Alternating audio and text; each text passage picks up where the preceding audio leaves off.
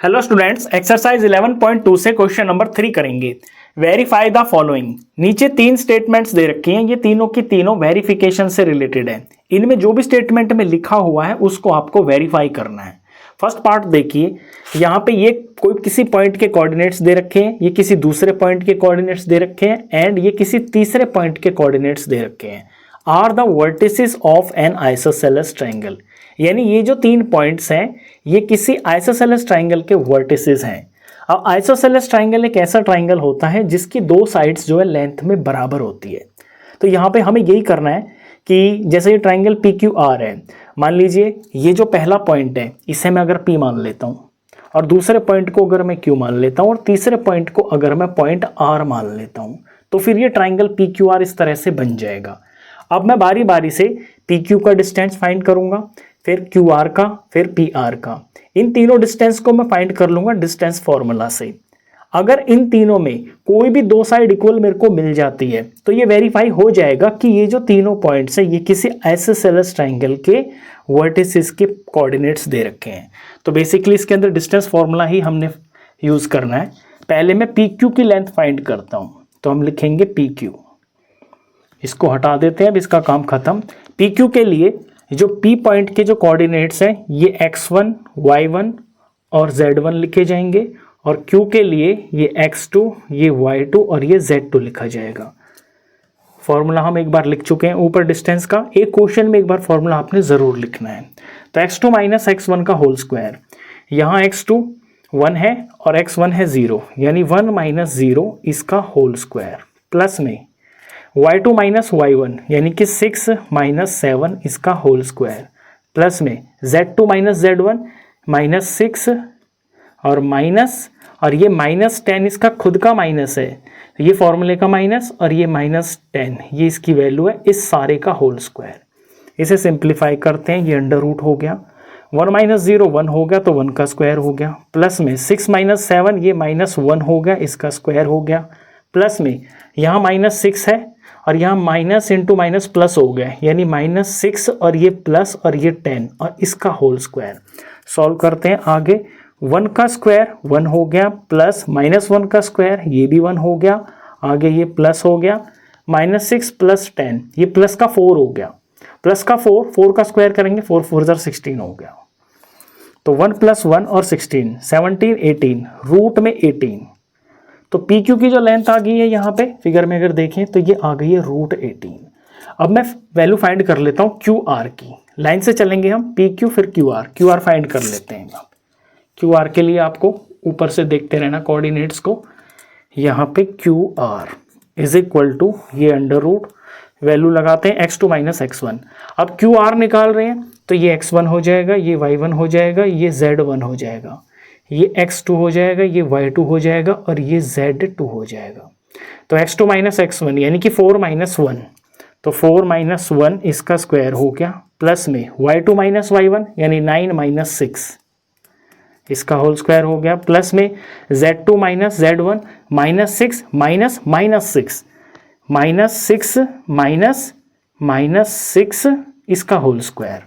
Simplify करते हैं इसको, 4 माइनस 1 तो 4 माइनस 1 हो गया है 3 का स्क्वायर ये हो गया, प्लस में 9 माइनस 6 ये भी 3 हो गया, ये 3 का स्क्वायर हो गया, प्लस में माइनस 6 और माइनस इंटू माइनस ये प्लस हो गया, तो माइनस 6 और प्लस 6 और इसका ये स्क्वायर हो गया। इसके बाद 3 का स्क्वायर रूट के अंदर 3 3 जार 9 हो गया, प्लस में अगेन 3 का स्क्वायर 3 3 जार ये 9 हो गया, प्लस में माइनस 6 और प्लस 6 ये 0 हो गया, 0 का स्क्वायर तो 0 ही होगा, तो लिखने की आगे ज़रूरत नहीं है, हम इसको यहीं पे ऐसे छोड़ देंगे। तो 9 प्लस 9 हो गया है ये 18, तो रूट 18 आ गया। तो देखिए यहाँ पे क्यू आर की वैल्यू भी जो है ना रूट 18 आ गई है। अब आइसोसेलेस ट्रायंगल प्रूव करने के लिए हमें जस्ट इसकी 2 साइड्स जो है ना इक्वल दिखानी होती है। तो 2 साइड तो हमारी यहीं पे आ गई है, तो तीसरी ये जो पी आर साइड है ना इसे हमें निकालने की ज़रूरत ही नहीं है। अगर तो ये इनके बराबर भी नहीं आती है ये तब भी आइसोसेलेस ट्रायंगल है। अगर ये खुद भी रूट 18 आ जाती है इसे हम फिर भी आइसोसेलेस ट्रायंगल बोल सकते हैं, क्योंकि आइसोसेलेस ट्रायंगल के अंदर एटलीस्ट 2 साइड इक्वल होनी चाहिए। अगर तीनों भी इक्वल आ जाती हैं तो भी हम उसे आइसोसेलेस ट्रायंगल बोल सकते हैं। तो हम यहीं पे अपने क्वेश्चन को छोड़ सकते हैं। तो यहाँ रिजल्ट में ऐसे लिख देंगे, क्योंकि यहाँ पे P Q is equal to Q R है, therefore P Q R are the vertices of an isosceles triangle. ये हमने फर्स्ट पार्ट कर दिया। अब सेकंड पार्ट करते हैं। सेकंड पार्ट में वेरीफाई करना है कि this point and this point are the vertices of a right angle triangle. ये तीनों जो हैं किसी राइट एंगल ट्रायंगल के वर्टिसेस हैं। देखिए राइट एंगल ट्रायंगल इस तरह का ट्रायंगल होता है, आपको पता है, जिसमें यहाँ पे दो साइड्स के बीच में यहाँ पे 90 डिग्री का एंगल बनता है और ये बड़ी वाली साइड को बोलते हैं हम हाइपोटेन्यूज। इनकी साइड में एक रिलेशन होता है। रिलेशन ये होता है जैसे कि ये बेस है, बी फॉर बेस, ये पी फॉर परपेंडिकुलर और ये एच फॉर हाइपोटेन्यूज।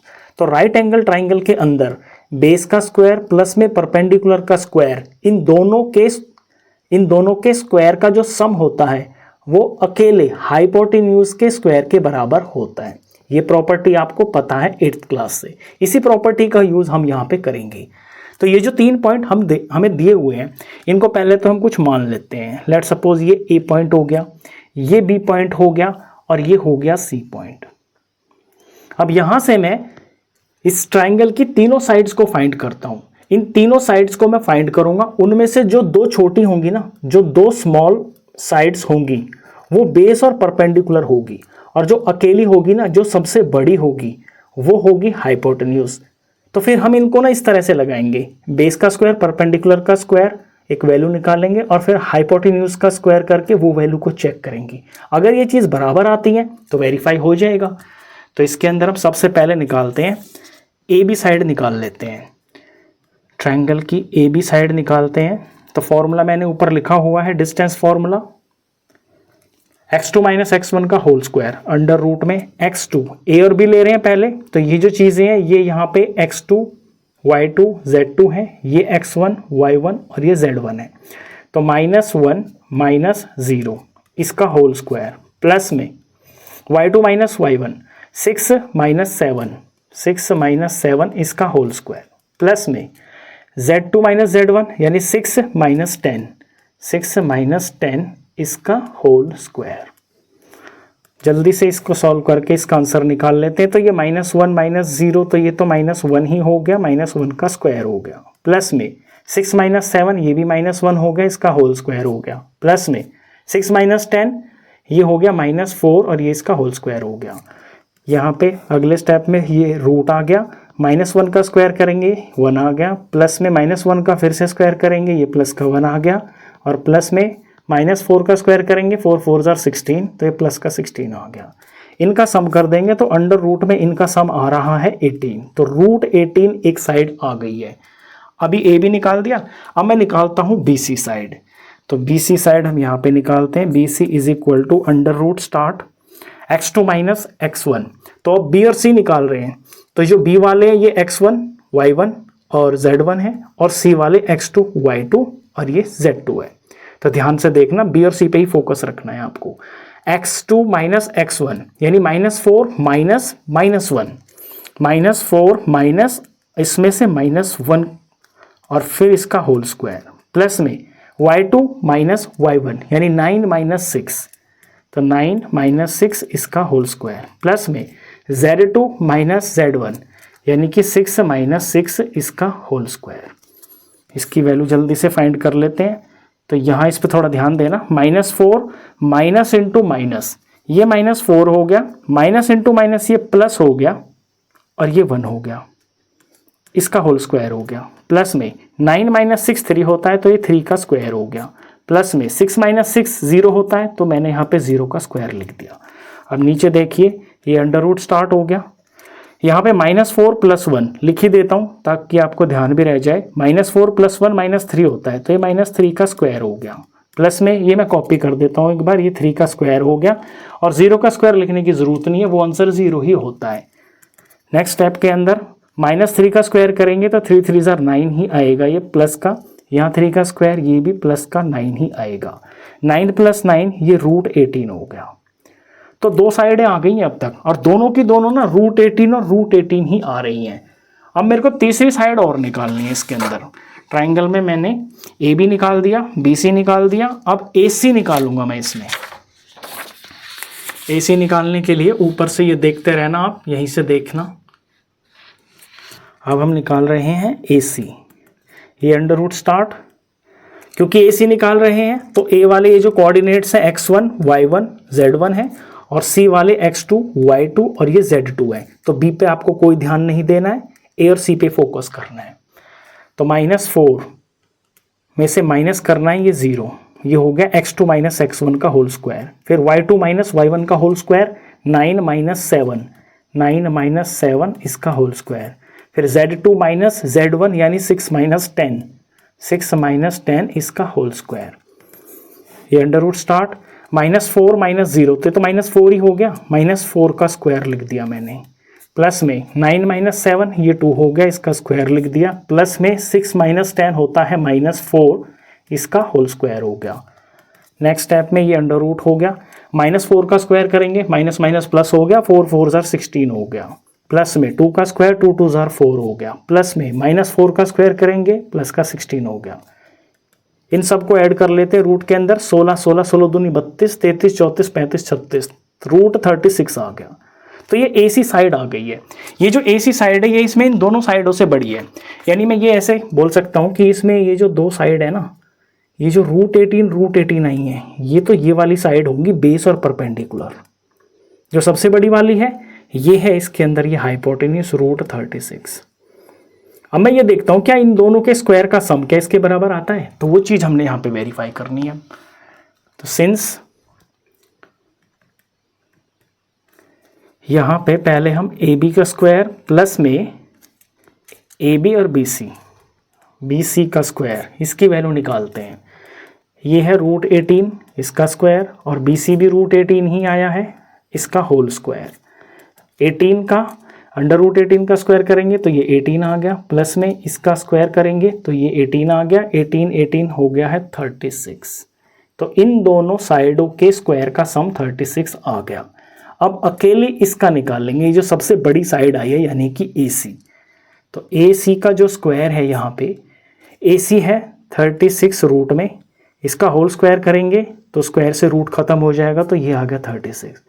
देखिए यहाँ पे ये चीज़ बिल्कुल फिट बैठ रही है, जो इसकी कंडीशन है ना वो चीज़ यहाँ पे सही बैठ रही है कि दो छोटी वाली साइड्स के स्क्वायर का जो सम है वो अकेली बड़ी वाली साइड के स्क्वायर के बराबर है। ऐसा होता है राइट ट्रायंगल के अंदर। तो देयरफॉर हम यहाँ रिजल्ट ऐसे लिख सकते हैं कि ए बी स्क्वायर प्लस में बी सी स्क्वायर ये बराबर है ए सी स्क्वायर के। तो इट इम्प्लाइज दैट कि जो ए बी सी है is a right angle triangle. ये हो गया वेरीफाई।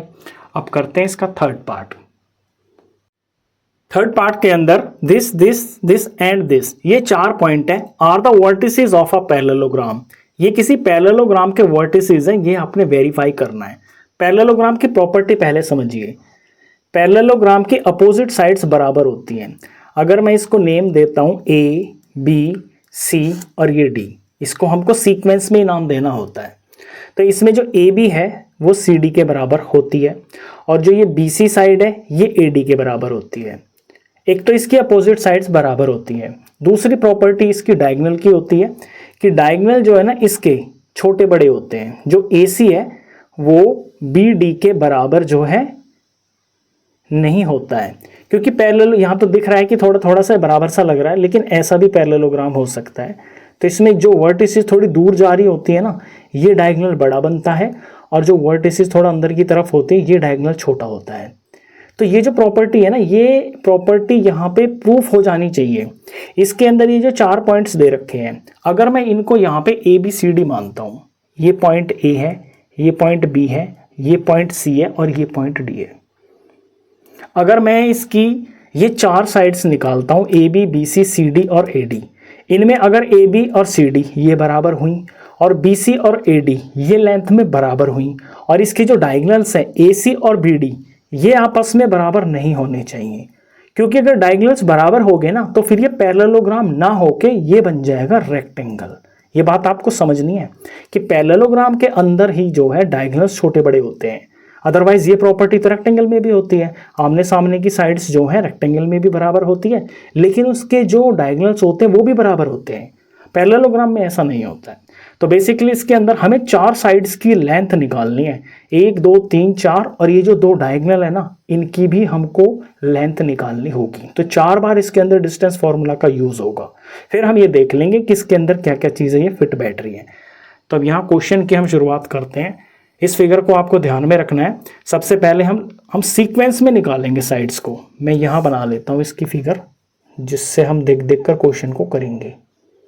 ऐसे ए बी सी और ये डी। तो पहले ये ए बी सी डी हम साइड्स फाइंड कर लेते हैं। तो पहले हम जब ए बी फाइंड करेंगे तो ए और बी के कोऑर्डिनेट्स पे आपको फोकस करना है। डिस्टेंस फॉर्मूला तो आप लिख ही लोगे, अब तक तो आपको याद भी हो गया होगा। जब हम ए और बी निकाल रहे हैं तो ये हो गया x1 y1 z1 x2 y2 z2। तो x2 माइनस x1 यानी 1 माइनस माइनस 1 1 माइनस माइनस 1 इसका होल स्क्वायर, प्लस में y2 माइनस y1 यानी -2 -2, तो -2 का होल स्क्वायर, प्लस में z2 माइनस z1 यानी 5 माइनस 1, तो 5 माइनस 1 इसका होल स्क्वायर। जल्दी से इसकी वैल्यू निकाल लेते हैं। तो यहाँ 1 और माइनस माइनस प्लस हो गया। थोड़ा शॉर्ट में कर लेते हैं इसको, पूरा डिटेल नहीं लिखेंगे। 1 माइनस माइनस प्लस हो गया, तो 1 + 1 2 हो गया, तो 2 का स्क्वायर, मैं पहले 2 लिख देता हूँ, 2 का स्क्वायर हो गया, प्लस में -2 -4 हो गया, -4 का स्क्वायर हो गया, प्लस में 5 माइनस 1 ये 4 हो गया, 4 का स्क्वायर हो गया। ज़्यादा शॉर्टकट करेंगे तो आप कंफ्यूज भी हो सकते हो। 2 का स्क्वायर 4 हो गया, प्लस में -4 का स्क्वायर ये 16 हो गया, प्लस में 4 का स्क्वायर अगेन ये 16 हो गया। 16 दूनी 32, 33 34 35 36, √36 आई है वैल्यू ए बी साइड की। यहाँ पे भर देते हैं, ये √36 आ गया। जैसे ए बी निकाला है इसी तरह से अब मैं यहाँ पर इस तरफ बी सी निकाल लेता हूँ। तो बी और सी के कोऑर्डिनेट्स पे आपको फोकस रखना है। ये है बी और ये सी है, तो ये 1 हो जाएंगे, x1 y1 z1, ये 2 हो जाएंगे सारे, x2 y2 z2, तो इन पे फोकस रखना है। x2 माइनस x1 यानी 4 माइनस 1, तो 4 माइनस 1 इसका होल स्क्वायर अंडर रूट के अंदर, प्लस में y2 माइनस y1 -7 माइनस -2, -7 ये फॉर्मूले का माइनस और -2 इसकी खुद की वैल्यू है और इसका होल स्क्वायर। फिर आते हैं z पे, 8 माइनस 5, तो 8 माइनस 5 इसका होल स्क्वायर। इधर में ये रूट हो गया, रूट के अंदर 4 माइनस 1 3 हो गया, 3 का स्क्वायर हो गया, प्लस में -7 माइनस माइनस प्लस हो गया, तो -7 और ये प्लस का 2 हो गया और ये होल स्क्वायर हो गया, प्लस में 8 माइनस 5 ये 3 हो गया, 3 का होल स्क्वायर हो गया। नेक्स्ट स्टेप के अंदर 3 का स्क्वायर 3 3 9 हो गया, ये प्लस हो गया, -7 और +2, तो प्लस माइनस सब्ट्रैक्ट हो जाते हैं तो माइनस का 5 आएगा, -5 का मैं स्क्वायर करूंगा तो 25 आएगा, प्लस में 3 का स्क्वायर करेंगे 3 3 9 आ गया। अब इनका एडिशन कर लेते हैं, 9 और 18 हो गए, 9 और 9 18 और 25, 18 और 25 होते हैं 43, तो ये 43 आ गया रूट के अंदर। तो BC की वैल्यू आ गई है √43। यहाँ तक क्लियर है। इसके बाद हम वैल्यू फाइंड करते हैं CD की। तो CD के कोऑर्डिनेट्स पे आप फोकस करना, यहाँ फिगर भी देखते रहना।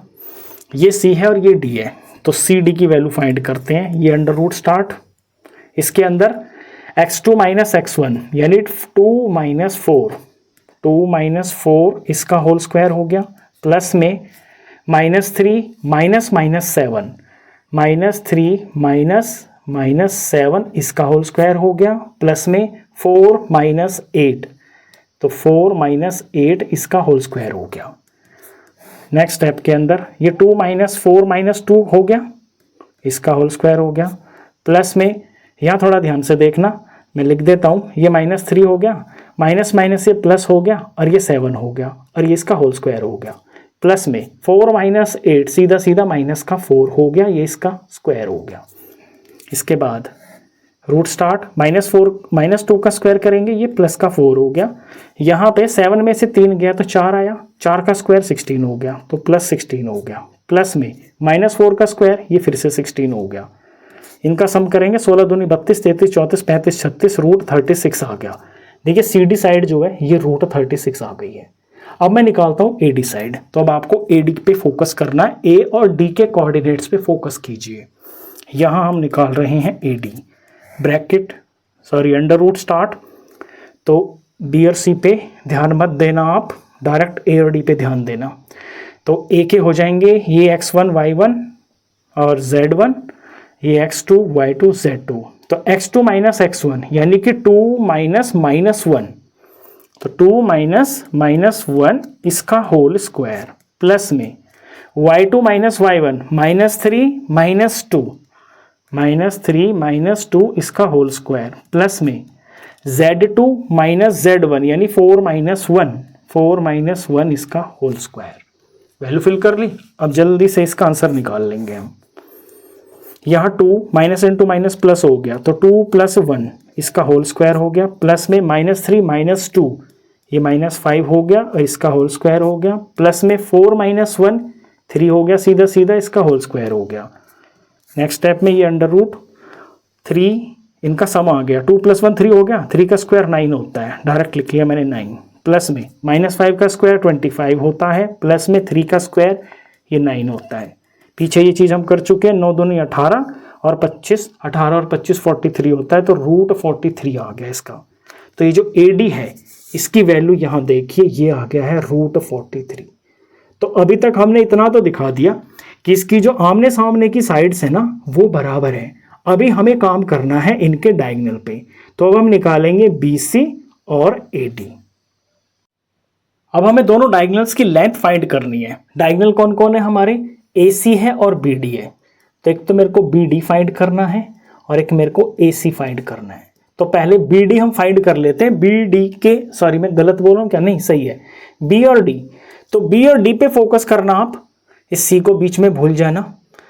तो यहाँ लिखते हैं हम BD = ये अंडर रूट स्टार्ट हो गया। तो D वाले कोऑर्डिनेट्स को पहले देखना है। ये x2 हो गया और ये x1 हो गया, तो 2 - 1 इसका होल स्क्वायर हो गया। फिर यहाँ -3 - 2 इसका होल स्क्वायर हो गया प्लस में 4 - 5 ये x2 z2 - z1 हो गया, 4 - 5 का होल स्क्वायर। जल्दी से इसका आंसर निकाल लेते हैं। ये अंडर रूट 2 - 1 तो ये 1 हो गया, 1 का स्क्वायर हो गया प्लस में यहाँ -3 और माइनस इंटू माइनस ये प्लस हो गया और ये 2 हो गया और इसका होल स्क्वायर हो गया प्लस में 4 - 5 ये -1 हो गया, इसका होल स्क्वायर हो गया। 1 का स्क्वायर 1 होता है। अगला वाला देखिए ये प्लस हो गया, -3 + 2 इसके अंदर में -1 हो गया, -1 का स्क्वायर 1 होता है। यहाँ 1 का स्क्वायर -1 का स्क्वायर ये भी 1 होता है, तो ये +1, तो 1 1 1 आ गया इसके अंदर, तो यानी कि ये 3 आ गया है √3।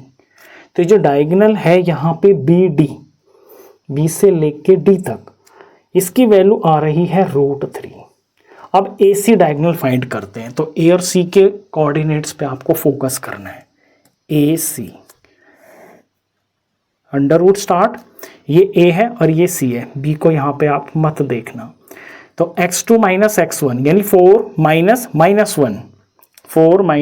-1 इस सारे का होल स्क्वायर प्लस में y2 - y1 -7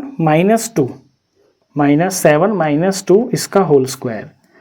फिर z2 - z1 यानी 8 - 1 इसका होल स्क्वायर। अब इसे सिंप्लीफाई करते हैं जल्दी से। ये अंडर रूट स्टार्ट, ये 4 हो गया, माइनस प्लस हो गया, 4 + 1 हो गया, इसका होल स्क्वायर हो गया प्लस में -7 - 2 ये -9 इसका होल स्क्वायर हो गया प्लस में 8 - 1 7 का होल स्क्वायर हो गया। सॉल्व करते हैं अगले स्टेप के अंदर। 4 + 1 5 हो गया, 5 का स्क्वायर हम डायरेक्ट लिख सकते हैं 25, यहाँ 25 आ गया प्लस में -9 का स्क्वायर 9 9 = 81, माइनस प्लस हो गया तो प्लस का 81 आ गया प्लस में 7 का स्क्वायर 7 7 = 49 हो गया। अब नेक्स्ट स्टेप में इन तीनों को हमें ऐड करके दिखाना है। तो ये 25 हो गया, ये 81 हो गया, ये 49 हो गया। 9 और 1 10 और 5 15 का 5 और 1 ही हासिल हो गया 8 9 10 11 12 13 14 15 15 155 आया है ये रूट के अंदर 155। तो जो AC की वैल्यू है यहाँ पे, यानी ये जो AC है, फिगर से आप रिलेट मत करना ज़्यादा, फिगर तो कैसी भी बन सकती है। रियल की जो इसकी फिगर इस तरह की होगी कि ये जो डायगोनल होगा ये बड़ा होगा, √115 है ये। हम यहाँ देख रहे हैं कि जो डायगोनल है ना ये इसके डिफरेंट है, तो इसकी कंडीशन दोनों फुलफिल हो गई हैं। आमने सामने की साइड बराबर हो गई है, बिल्कुल ठीक बात है। इसके जो दो डायगोनल्स है ये भी लेंथ में डिफरेंट है, बिल्कुल ठीक बात है। यानी कि ये जो चारों वर्टिसेस हैं ना ये एक पैरेललोग्राम के हैं, ये वेरीफाई हो गया। लेकिन इतने में ही आपको आंसर नहीं छोड़ना है, आपको इसमें लैंग्वेज ज़रूर लिखनी पड़ेगी। अब लैंग्वेज पे फोकस कीजिए। लैंग्वेज में आप क्या लिखोगे, यहाँ देखिए,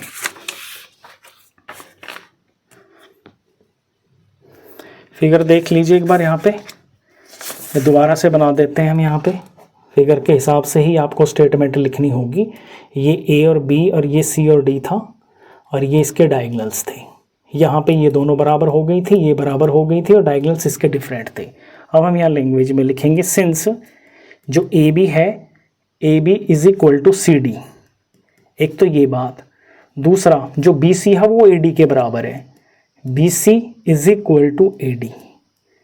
दैट इज, इसका मतलब है कि opposite sides are equal, that is opposite sides are equal. एक तो ये बात हो गई है। दूसरा एंड, इसमें जो AC है और जो BD है ये बराबर नहीं है, यानी AC is not equal to BD। That is diagonals are not equal, diagonals are not equal. तो इन दो प्रॉपर्टी से हम ये निष्कर्ष निकाल सकते हैं, देयरफॉर जो A, B और जो C और ये D, ये जो चार पॉइंट्स हैं ये आर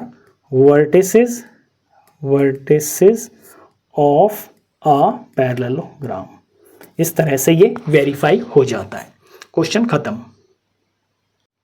सॉरी, इसमें मैंने मिस्टेक कर दी। यहाँ पे AC is not equal to BD, ये जो डायगोनल है ना ये BD है, ये चीज़ आप इसमें करेक्शन कर लेना।